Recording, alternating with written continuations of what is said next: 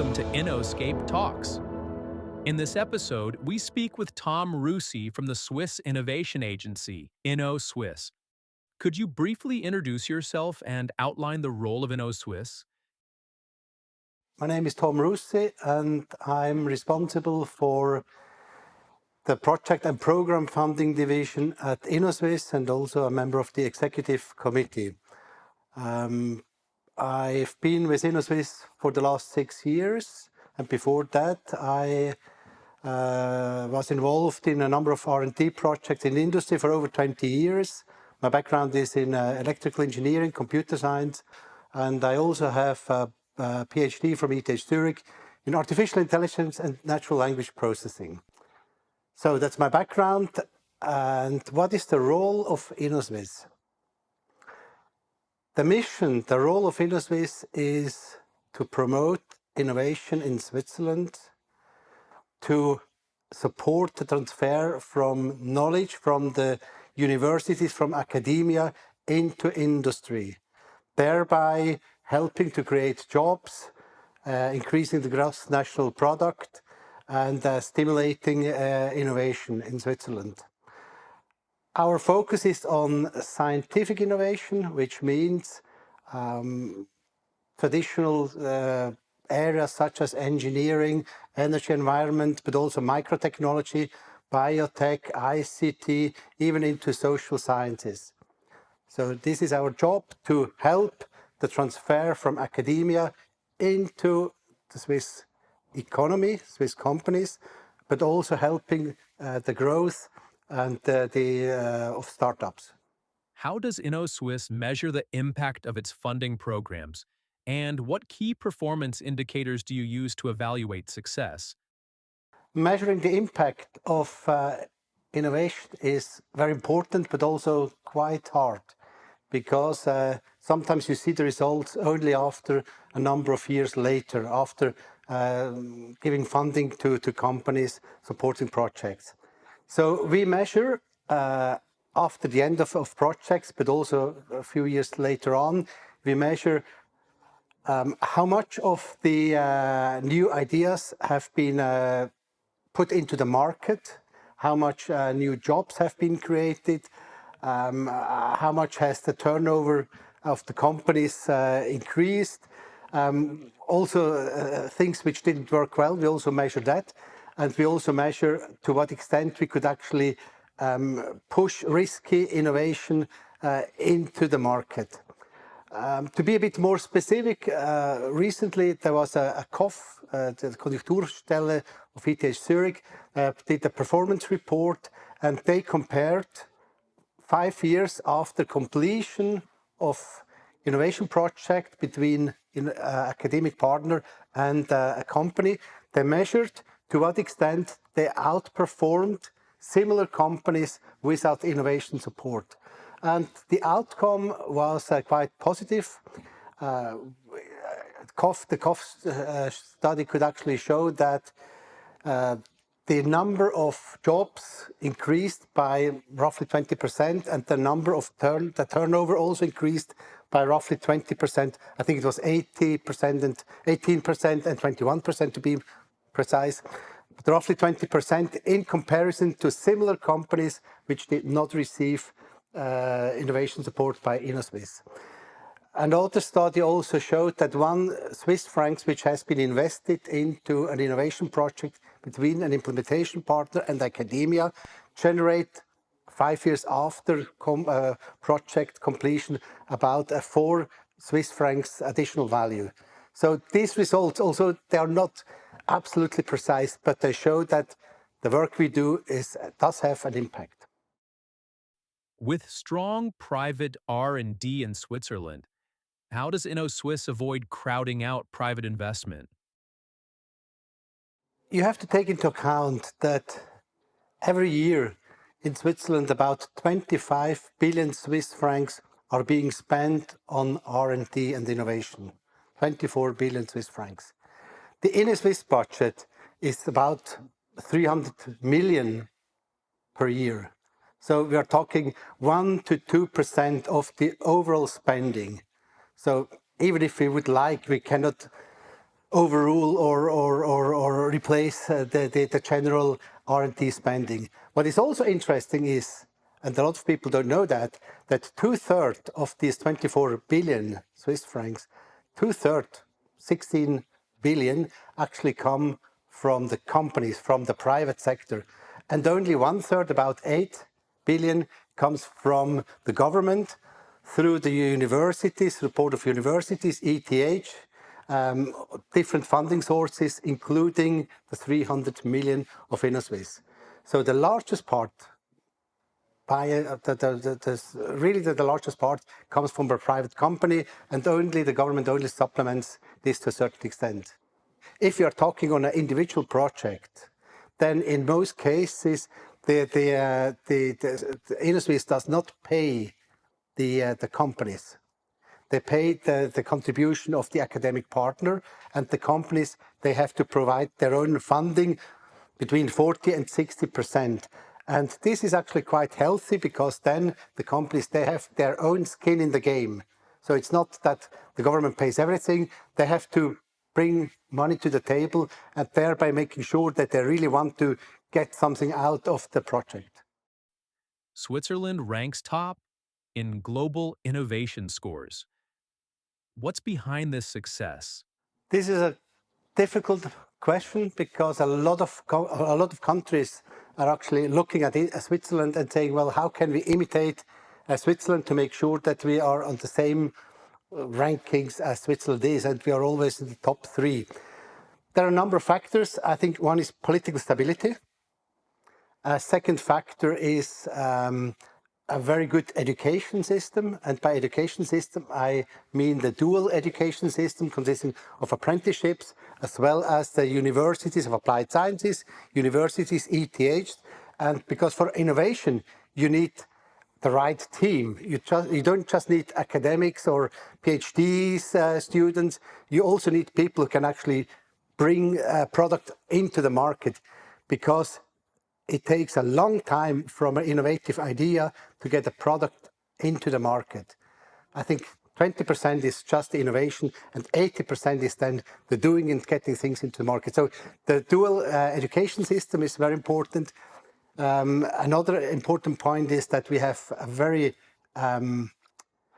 high quality universities, and I mean ETH is Zurich and Lausanne, they always are on the top rank. And what is underlying of that is that the system of meritocracy actually is deeply ingrained in the Swiss education system. If you look at the places like Britain or the United States, it's really expensive to go to enroll in the top universities, whereas in ETH Zurich is affordable for almost everybody. And meritocracy, I think, is crucial for innovation. So then, of course, we do have political stability, we have a well-balanced education system, we have a society which is also hard-working, because this is also the ethics and the quality which is ingrained in the Swiss DNA. That all helps to find, to go to the top. And I think there's also a speciality that Swiss industry, they always find niche markets to get into that. I mean, we don't have the home market of the United States or the EU. So we always have to find niche markets, and especially the SMEs, the small and medium enterprises, they're excellent at that. And we do have a good mix between startups, and small and medium enterprises, but also large companies like in pharma. And I think that the whole combination of this ecosystem is, they contribute to the success factors. What are the key funding instruments of Innosuisse? We basically provide 3 lines of fundings. The first line is for researchers, research groups, which have an innovative idea, but they are not quite ready to attract the attention of a company.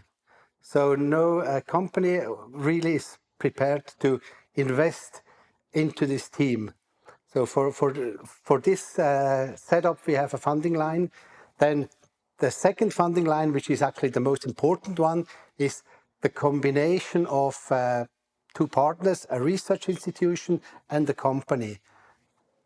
And together they do a standard innovation project. And this is where about 50% of our overall budget goes into that. And then the third funding line is to fund directly startups. So to push them into the market, the startups which are not yet on the market, which are very close to the market, but they need a last push to get their product or a service into the market. So this is the third funding line. So just purely academics, then the combination, and then the startups. These are the three funding lines, and they actually complement quite nicely what the Swiss National Science Foundation does.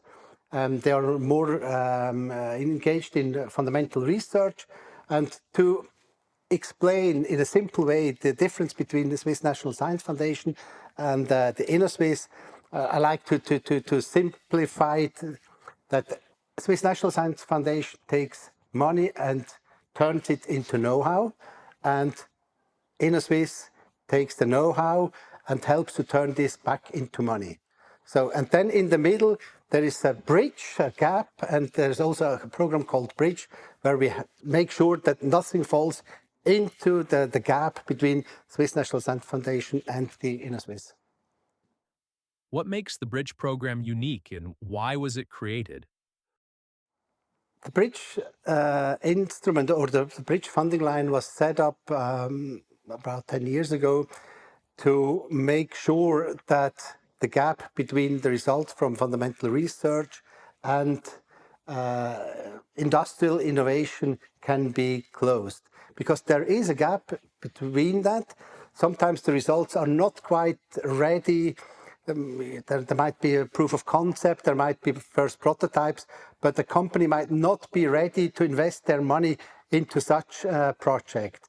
And to stimulate the next step, to help those teams, either individual researcher in the proof of concept funding instrument, or entire teams with the discovery projects, we give money to them to make sure that they can actually move their product and services up the technology readiness level, so that at the end of the bridge program, there will be either startups which can then go into the market, or companies which are already on the market and can take over the results of a bridge program.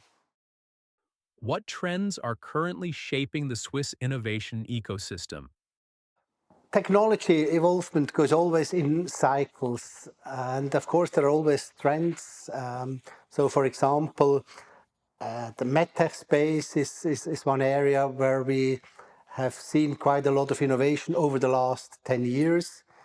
Then of course the traditional companies like electrical engineering, manufacturing, they have moved into additive manufacturing, 3D printing.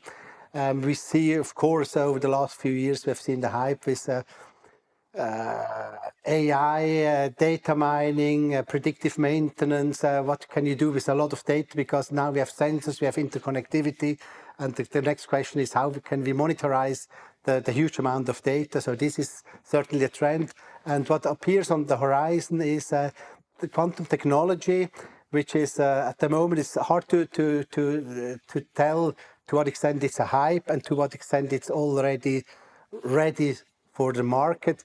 So technologies come and go, and if you look at AI, for example, I think we are on the third wave. There was one in the late 60s, then one at middle of 80s, and now we are in the next one. There will be companies who can actually make money out of that, but there will be a fallout. So what goes up must come down. Biotech, of course, is a big, long wave. I mean, we've seen a lot of very good biotech companies in Switzerland. So, yes, they come and go, and not always are the most trendy the project, the most successful project. If I may give you an example, You might know the shoe manufacturing company On. They actually were supported by Innosuisse a number of years ago. The company was founded 15 years ago. We supported them through an innovation project, and now they are a unicorn. They are very successful in an area which isn't AI, which isn't quantum, which isn't biotech, but nevertheless, it's a very profitable company. How does Innoswiss balance funding between incremental innovation and breakthrough technologies? We don't have specific budgets allocated to one or the other type of innovation. So we don't have a budget for incremental or a budget for disruptive or radical innovation, because there are differences there as well. The people who finally decide, well, we have a competitive evaluation of different projects. And the ultimate decision is taken by the Innovation Council, who looks at different projects and compares them, risk and reward. And it's their responsibility to judge whether money goes into a more risky but potentially more disruptive project or more in an incremental project. But we also try to make sure that we can satisfy the need of the ecosystem. And we do have a very strong SME ecosystem, small medium enterprise ecosystem. And by and large, their innovation projects tend to be more in an incremental nature, because they do have project on the market. They want to improve the project, and we have to make sure that we can also support their needs. Whereas startups, they always think their innovation is radical or disruptive or both, but they haven't actually proven that they can successfully enter the market. And that's where the Innovation Council plays an important role, and they have the freedom to decide, because of their experience, because of their discussions they have, and because of the broad knowledge they have, where they want to allocate the money. How does the funding application process look like in practice? Innovation project can be submitted throughout the year, but the Innovation Council meets about 6 to 8 times per year to assess the projects, to decide the projects. Before the decision, the projects are given to experts, 2 or 3 experts from the field where the project actually is located in, and they give a recommendation.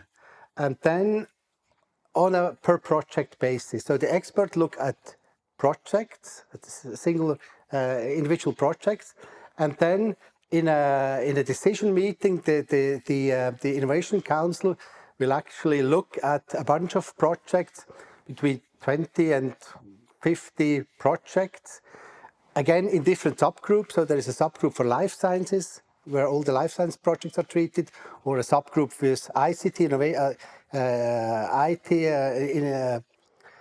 information and communication technology, ICT, where all these projects are treated, or engineering projects.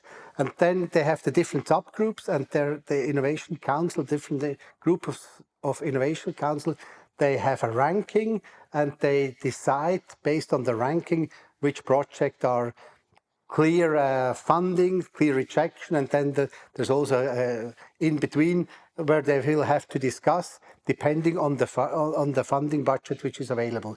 So we do have a limited funding budget distributed across the year, so that we can actually fund projects until the very end of the year, not just at the beginning. And based on the available budget and the quality of the project, they decide which project they will actually fund. How strong is academia-industry collaboration in Switzerland today? We have a very good education system, universities of applied sciences, universities, ETHs, and their core job is to provide enough students, and then of course bachelors or masters, so that the demand of the industry can be met. So this is the best and most efficient know-how transfer from academia into industry. by providing well-trained, highly motivated people. And this works pretty well. We just have to be careful that enough students are actually trained in the MINT areas, mathematics, IT, natural science, technology, and not just in the other more softer areas. So we have to be careful that in the future we do have enough qualified people who want to work in industry. So this is one area. The other area where the collaboration is important is through project collaboration.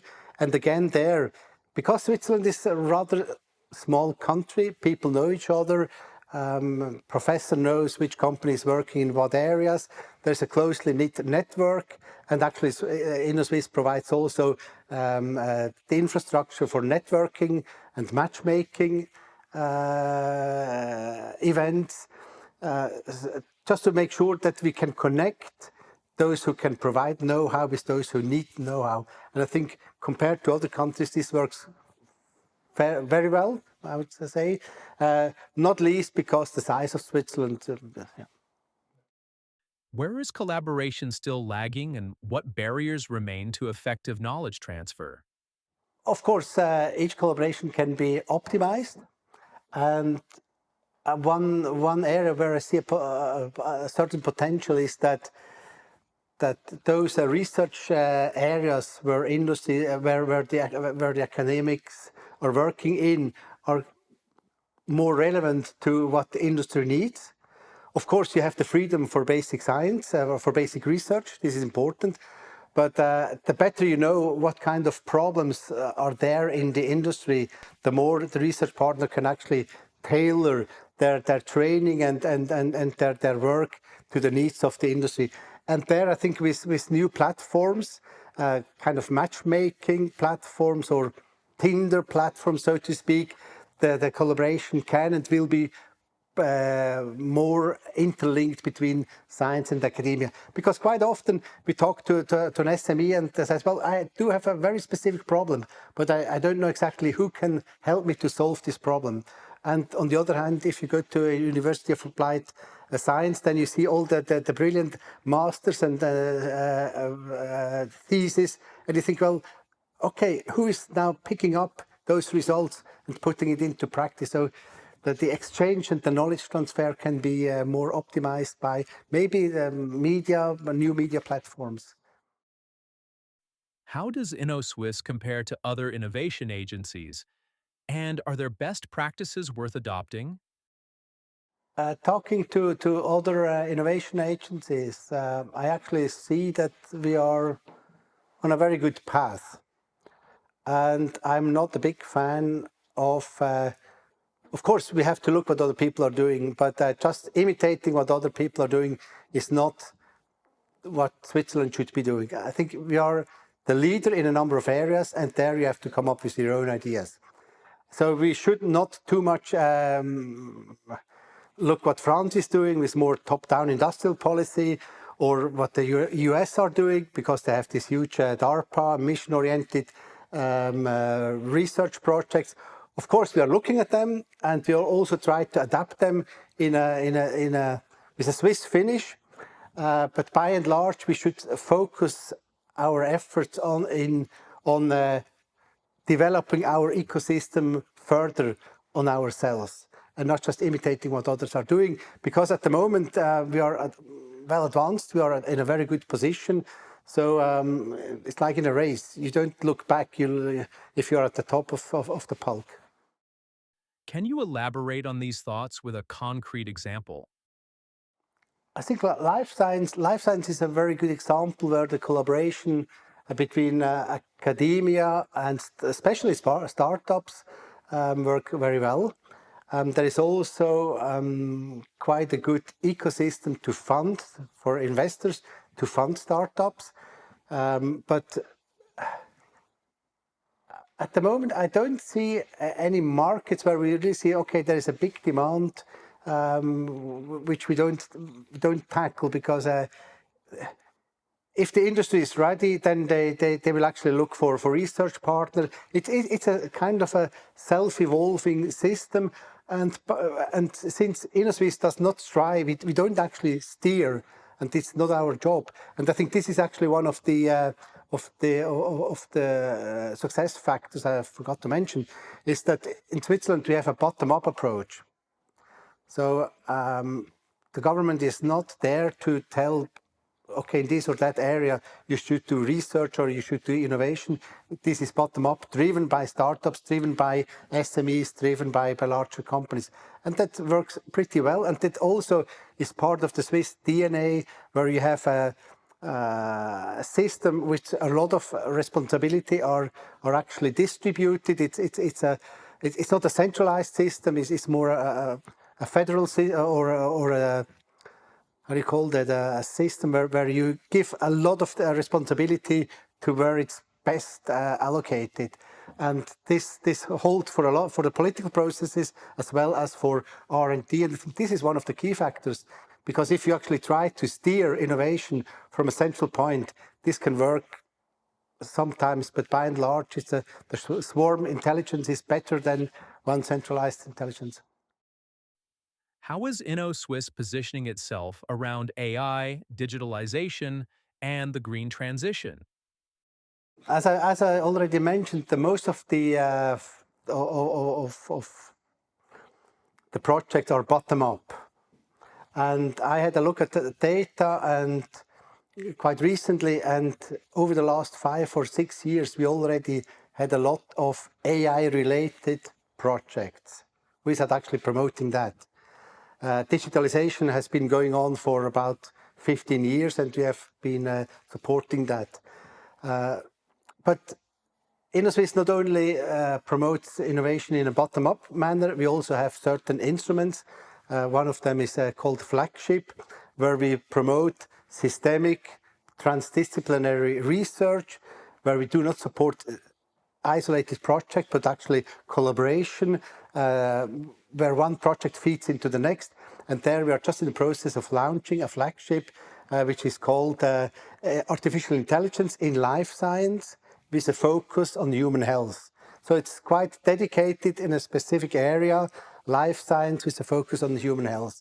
So we do allocate a bit of money in a top-down manner, but most of the budget is actually bottom-up.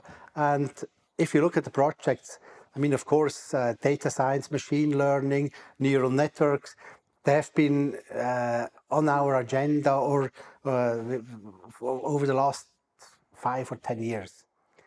The same applies to quantum technology, which is also an emerging technology. There, the government has actually allocated roughly 90 million over a period 25 to 28, equally split between the National Science Foundation, Innosuisse, and the Swiss Quantum Commission. So there, together, we actually develop funding lines to top-down promote quantum technology projects, because this is a hot topic. But again, this 90 million is over a period of 4 years, is not the majority of the funding. Are Switzerland and Europe losing the digital race against the US and China, and what role does venture capital play? I hope Switzerland is not going to lose the digital race, and I'm quite optimistic, because we have brilliant researchers in the area of AI, quantum, but also applications thereof. I think what we have to be careful is that enough funding, and by that I do not mean Innosuisse funding, but also venture capital goes into these areas, because there I see a difference between Switzerland and especially United States, where there is more risk appetite, there is more funding available by venture capital. And talking to a number of Swiss startups, it's easy to get the first funding rounds, but as you grow and as your funding needs increase, talking 50 or 100, 200 million, then it's much harder to find the funding in Switzerland. And there we have to be careful that we do not just have the brilliant scientific ideas, then set up the good startups, which then have to migrate to other countries because they don't get the funding here in Switzerland. So this is a risk I see. And as to the mission-oriented funding, at the moment there are a lot of studies and a lot of prototypes or going on to see whether Switzerland should be doing more in the area of mission-oriented funding or mission-oriented instruments. But then we are not the United States. There are much larger R&D budgets. DARPA is a system which we don't have, but maybe a Swiss version of the DARPA is something which could be possible in the not too distant future. That's all for this episode of Innoscape Talks. A big thank you to Tom Russi for sharing his insights into the Swiss innovations landscape. Thanks for watching, stay curious, and see you in the next episode of Innoscape Talks.